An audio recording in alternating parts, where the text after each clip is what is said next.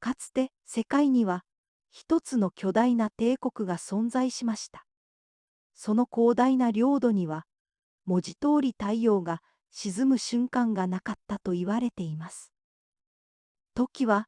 1600年代大航海時代を経て、スペイン帝国は人類史上類を見ない富を手にしていました。その富の源泉こそ新世界、アメリカ、大陸の鉱山から絶え間なく流れ込む銀でした。アンデス山脈の奥深くポトシの鉱山からは、世界の半分を賄うとも言われたほどの銀が採掘されました。その銀は回廊をたどり、セビリアの港に到着し、この帝国に富と力を約束したのです。この驚異的な銀の流れは、黄金の世紀と呼ばれるスペインの絶頂期を支えヨーロッパ全土の経済を動かす原動力となりました。国王フェリペ2世は、この銀の力を背景に、カトリックの守護者として、オスマン帝国やプロテスタント勢力といったあらゆる敵と、戦い世界の覇権を確立しようとしました。しかしここに、一つの巨大なミステリーが存在します。これほどまでの富を手にしながらも、フェリペ2世の治世において、スペイン王国は何とよども国家破産を宣言したのです。なぜ世界一の財宝を持つ帝国がこれほど頻繁に破産を繰り返したのでしょうか。銀はどこへ消えたのか。そしてこの歴史の教訓は私たち現代の経済やビジネスにどのような示唆を与えるのでしょうか。私たちはこの巨大な富の裏側に隠された構造的な経済の失敗と帝国の傲慢さが生んだ悲劇を解き明かしていきます。この物語を知ることで、皆さんのお金の流れに対する見方はきっと大きく変わることでしょう。表面的な豊かさと真の持続可能性の違い、それは500年前のスペイン帝国が私たちに投げかける最も重い問いかけなのです。世界はどのようにしてこの黄金の帝国を見捨てたのか。物語はフェリペ2世が即位した激動の時代へと遡ります。1556年父である神聖ローマ皇帝カール5世の退位を受け、フェリペ2世は広大な領土を継承しました。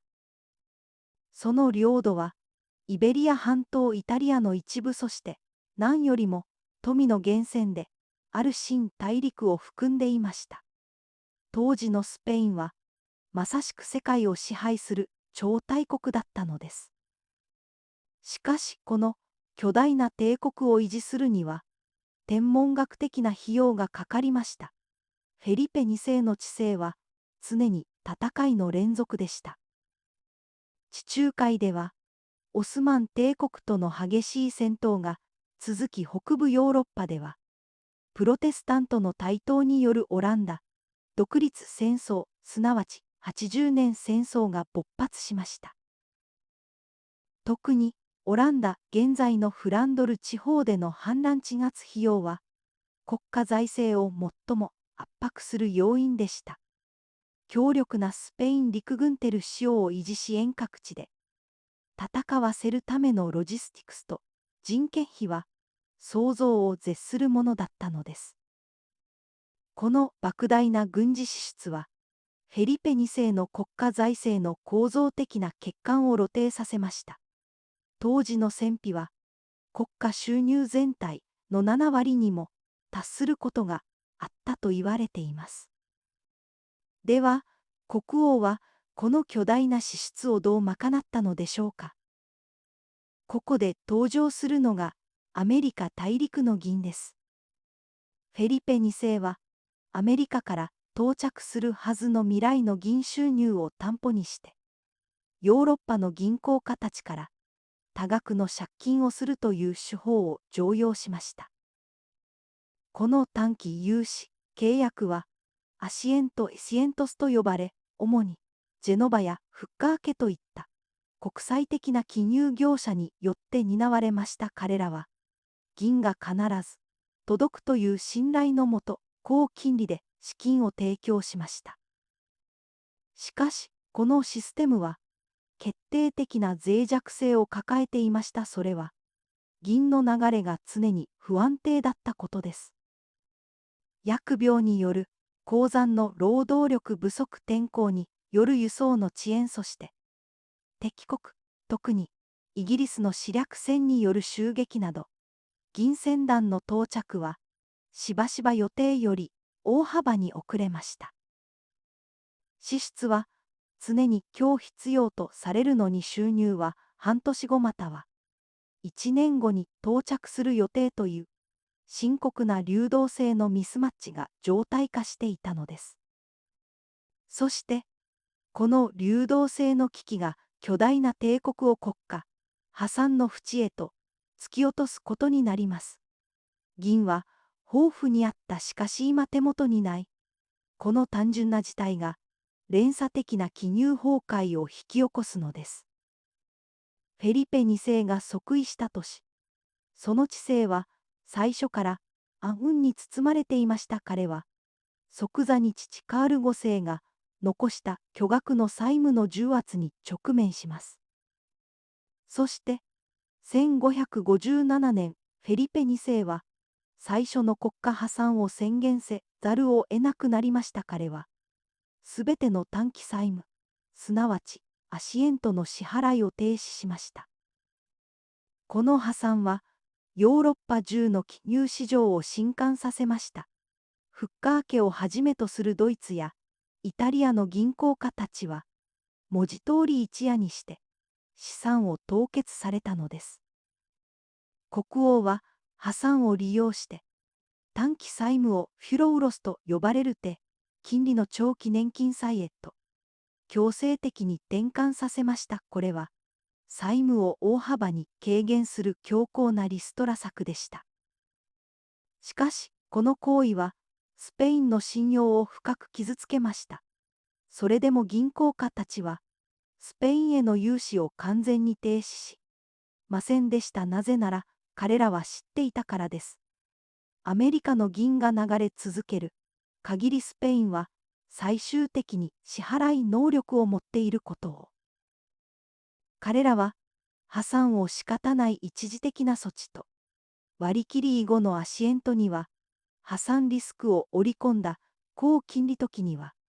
利息が40%近くに達するような破格の条件を要求し始めたのです。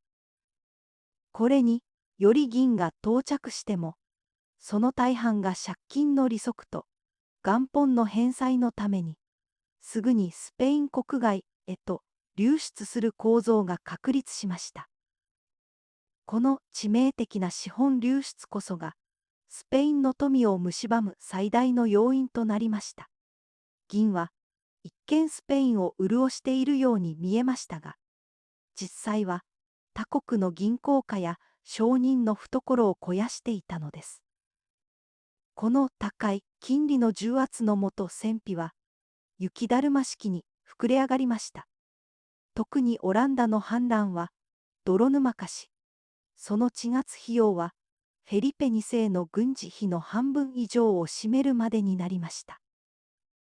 1570年代半ば事態は再び悪化します。フランドルへの軍事遠征費がピークに達した上、アメリカからの銀船団の到着が遅れました。これによりわずかな支払いのタイミングのずれが巨大な危機を招いたのです。1575年、フェリペ2世は2度目の国家破産を宣言します。資金が途絶えたフランドルのスペイン軍は給与未払いに怒り集団で暴動を起こしました。その結果、スペイン軍はアントワープを略奪し、市民に甚大な被害を与えました。これは財政破綻が軍事行動の崩壊を直接引き起こした歴史的な瞬間です。この危機を乗り越えるため、フェリペ2世は債務の強制的な再編メディオヘネラルを実施し、銀行家たちにさらなる情報を迫りました。そして、数年後には、再び彼らから借金をするという破産と融資のサイクルを繰り返したのです。しかし、フェリペ2世は、決して財政的に無責任な国王ではありませんでした。彼は、慎重王と呼ばれるほど細部にまで気を配り、膨大な量の書類に自ら目を通し統治しました。彼の問題は、その過度な集権化と硬直性にありました。すべての決定が国王のデスクを通る必要があったため、戦時の緊急事態や金融市場の急変に対応するための機敏さが欠けていたのです。この致命的な硬直性はスペインが持っていたカスティリャ経済の強みを活用する上で大きな足かせとなりました。カスティリャ王国は当時ヨーロッパで最も強固な経済基盤の一つでしたが、地域ごとの特権や非効率な課税制度が残存していたのです。中央政府は国内の有力者であるコルテス議会との政治的な妥協を通じて、より効率的で均一な徴税システムを構築すべきでした。しかし、毎年のようにアメリカの銀が流れ込むため、国王にはその面倒な政治的調整を行うインセンティブがなくなってしまったのです。イギリスやオランダが国民の代表機関との交渉を通じて信頼できる国際発行システムや効率的な徴税機構を確立しつつあったのに対し、スペインは銀という安易な資金源に依存し、制度改革の機会を逃しました。そして帝国は最大の賭けに出ます。1588年のイギリス侵攻を目指したアルマダ、いわゆる無敵艦隊の派遣です。この艦隊の準備と派遣には、国家収入の2年分に相当する、およそ1000万ダカットもの費用が投じられました。フェリペ2世は、この一撃でイギリスを屈服させ、オランダ反乱への支援を断つことで、長年の戦いを終わらせるつもりでした。しかしご存知の通りアルマダは、壊滅的な敗北を喫しました。嵐とイギリス艦隊の機動性の前にスペインは制海権を失い、莫大な投資を完全に水の泡にしてしまったのです。この軍事的なブラックスワンは、すでに高い負債率にあった国家財政に決定的な打撃を与えました。再建費用と戦費は、さらに膨らみ破産への道筋を固定化します。それでも、フェリペ2世は、カトリックの大義を捨てることができませんでした。彼は、敗戦後も艦隊の再建とフランドルそして、フランスへの介入に巨額の資金を投じ続けました。そして、1596年、フェリペ2世は、治世で3度目となる債務不履行を宣言します。この時点で、彼の残りの人生は、増え続ける利子の支払いに追われることとなりました。国家財政の40%が単に借金の利息を支払うためだけに費やされるという異常な事態に陥っていたのです。ここまでの物語は単なる財政破綻の歴史ではありません。それは構造的な経済の失敗がいかにして最高の資産を無力化するかを教えてくれます。スペイン帝国は銀という資源を富ではなく負債を負うための担保としてしか活用できませんでした。そしてもう一つの深刻な問題がこの破産サイクルを決定づけました。それが価格革命、すなわちインフレの猛威です。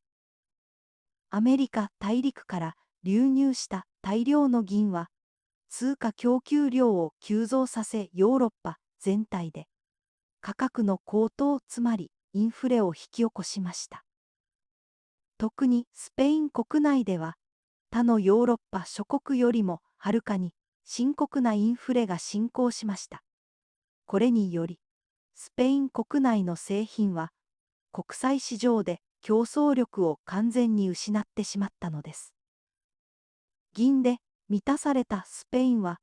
自国で必要な工業製品や奢侈品を物価の安いフランス、イギリス、オランダから輸入せざるを得なくなりました。結局アメリカから送られた銀はスペイン国内に止まることなく、輸入代金や戦費、そして高金利の利息としてスペインのライバルたちの懐へと直ちに流出していったのです。現代の経済学でいうところの資源の呪い、エソーチェウルセが16世紀のスペインを襲ったのです。外部からの容易な収入源銀があることで、国内の生産性や行政改革の必要性が失われました。フェリペ2世は地方の特権階級との交渉を通じて、より効率的で均一な課税システムを構築する政治的努力を怠りました。なぜなら、銀があれば、その面倒な改革を先延ばしにできたからです。もし彼がイギリスやオランダのようにより効率的な中央集権的財政制度を確立していれば、同じ軍事費でも破産を回避できたかもしれません。しかし銀がそれを阻んだのです。フェリペ2世の治世末期、帝国は富の絶頂期にありながら財政的には最悪の状態にありました。彼は帝国を継承した際に背負った債務を解決することなく、むしろ3倍以上に膨らませて、1598年に息を引き取ります。そして、彼の息子で、あるフェリペ3世の時代1607年に、4度目の国家破産が宣言されました。これは、問題が特定の国王の施策ではなく、帝国の構造そのものにあったことを示しています。銀は偉大な帝国の力を支えるどころか、その構造的な衰退を隠し加速させる劇薬となってしまったのです。スペインが繰り返した債務不履行は、単に国王の面目を潰しただけに止まりません。その影響は、ヨーロッパの金融そして、世界の経済、地図を決定的に変えました。まず最も深刻な影響を受けたのは、スペインに融資をしていた国際的な金融家たちです。彼らは巨額の損失をかぶりましたが、それでもなおこの市場から手を引くことはありませんでした。なぜなら、前述の通りスペインが最終的な支払い能力を持っている限り、彼らは破産リスクを織り込んだ高金利で依然として大きな利益を得ることができたからです。彼らにとって破産はビジネスの一部であり、リスクリターンの投資戦略だったのです。この驚くべき事実は、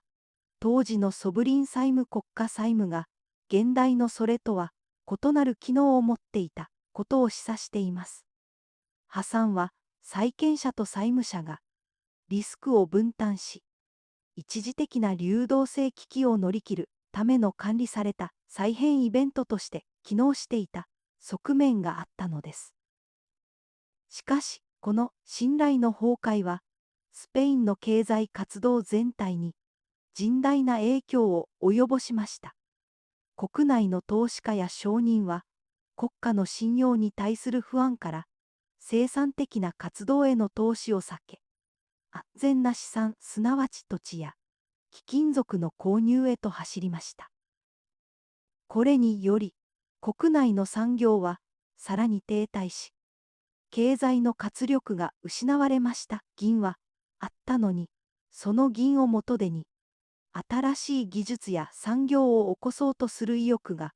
国家全体から失われてしまったのです。特に銀の流入によるインフレは、スペインの労働者のモチベーションをも低下させました。働いて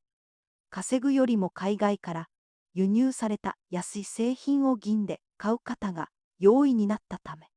国内の勤労意欲が低下したという指摘もあります。一方、スペインの財政危機は、ライバル国を間接的に豊かにしました。スペインが借金とインフレによって疲弊する間、オランダとイギリスは全く異なる道を選びました。オランダ共和国はスペインの支配から逃れる過程で、世界初の株式会社である東インド会社を設立し、金融と貿易を両輪とする近代的な経済システムを構築しました。彼らは王室の気まぐれに左右されない機械に裏打ちされた信用を確立しました。これにより彼らはスペインよりもはるかに低い金利で資金を調達することができ、その資金をさらなる商業拡大へと再投資しました。イギリスもまた、海賊行為と商業貿易を通じて国力を高めました。特に1588年のアルマダの敗北は、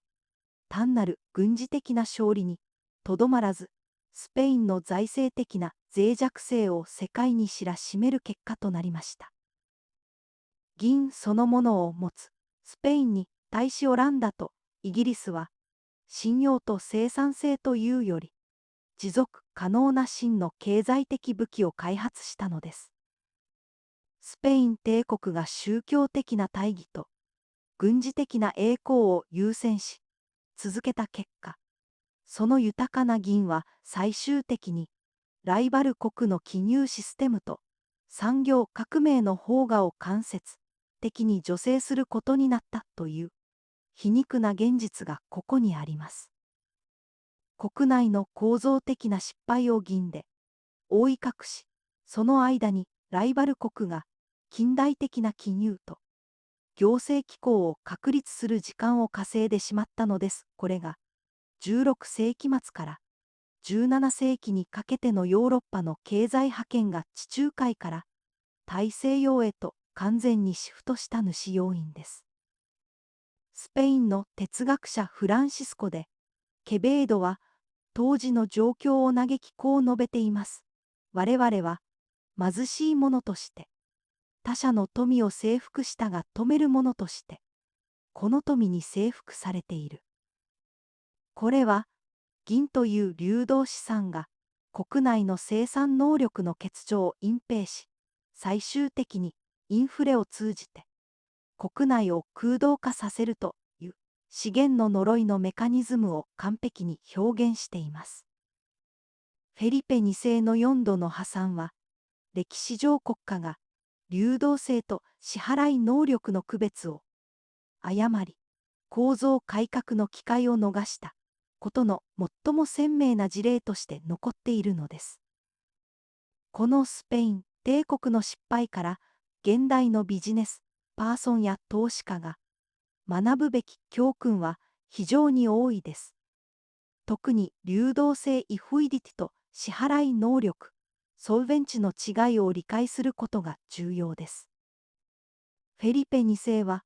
アメリカの鉱山という形で世界最大の資産を持っていました。彼の財政は長期的には支払い能力ソルベンチという点では極めて健全だったと言えます。彼は実際に主要な支出である利息を支払うための黒字を維持していたのです。しかし軍事費という巨大な支出が今日発生するのに対し銀の到着は明日以降になるという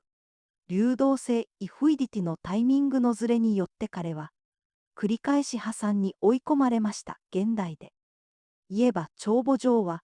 黒字だが売掛金の回収が遅れて給与が払えない状態に近いのです。現代の企業経営においても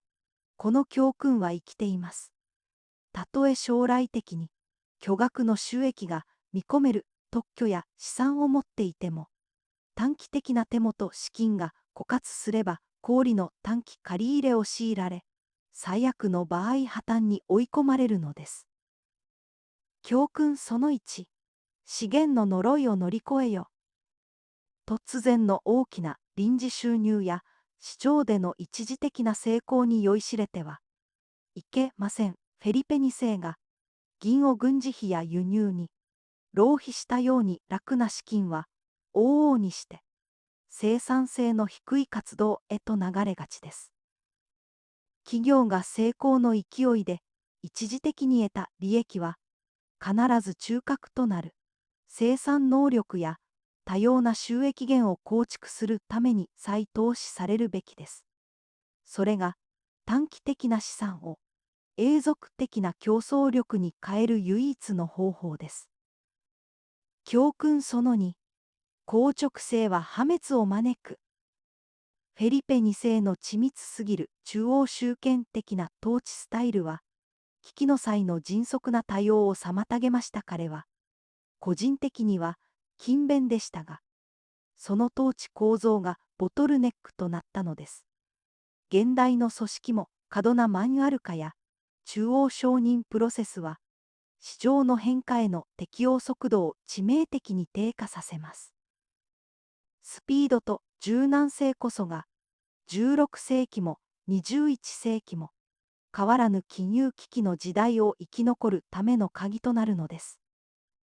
スペイン黄金の世紀の物語は、私たちに豊かさとは何かを問い直させます。金や銀のような流動資産は、確かに国力を一時的に高めます。しかしそれを持続可能な国家の構造と信用に変えることができなければ、その富はすぐに流れ去り残るのは氷の負債だけとなってしまうのです。フェリペ2世はカトリックの大義という偉大な理想を追い求めましたが、その理想を支えるための財政的な基盤を確立できませんでした。彼は銀を道具として利用しましたが、最終的にはその銀によって課せられた借金のサイクルにとらわれてしまいました。彼の4度の破産は、絶対的な権力と無限の資源を持つ帝国でさえ経済法則からは逃れられないという冷徹な真実を歴史に刻みました。この物語から得られる教訓は、現代のどの企業どの個人にも当てはまります。収入の高ではなく、その人と構造こそがあなたの将来の成功を決めるのです。ここに重要なお知らせがあります。この動画は経済ビジネスに関する教育およびエンターテインメントを目的として作成されており、特定の投資行動を推奨するものではありません。株式や金融商品への投資にはリスクが伴い元本割れや損失が生じる可能性があります。最終的な投資判断は必ずご自身の責任において言ってください。また動画内の情報は作成時点のものであり、将来の市場動向を保証するもの